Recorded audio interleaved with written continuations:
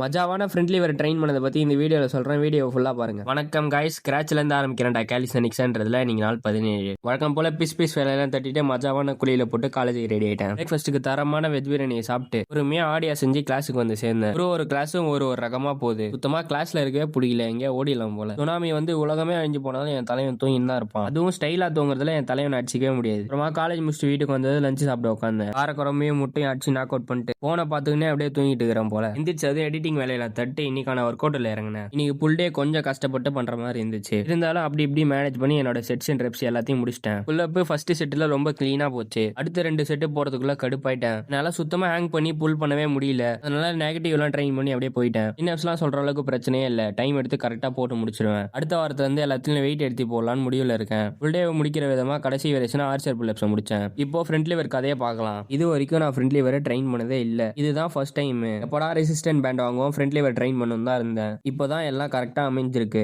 At least டக் liver பண்ற அளவுக்கு ஆச்சு ஸ்ட்ரென்த் இருக்குமான்னு நினைச்சேன். எல்லாத்துக்கும் ரெசிஸ்டன்ட் பேண்ட் ரொம்ப சப்போர்ட்டிவா இருக்கும். டக் பண்ணி பண்றதுக்கே அவ்வளவு ஸ்ட்ரென்த் தேவைப்படுதுன்னு தெரியுது. ஃபர்ஸ்ட் டைமா பண்ணும்போதே அவ்வளவு சந்தோஷமா இருக்கு. கடைசியா ஒர்க் அவுட் முடிக்கிற விதமா ஹேண்ட் ஸ்டாண்ட் மட்டும் ட்ரெயின் பண்ணி ஒர்க் அவுட் முடிச்சிங்க. அப்புறம் உடம்புக்கு வாட்டர் வாஷிங்லாம் போட்டு வயிற்றுக்கு கொஞ்சமா சோறை ஊட்டிட்டு மசிலுக்கு கொஞ்சம் தீனியை போட்டு நீங்களால முடிச்சுக்கிறேன். பார்க்குற மக்கான்ஸ் எல்லாரும் ஃபாலோ பண்ணிக்கோங்க. நாளைக்கு பார்ப்போம். Bye by.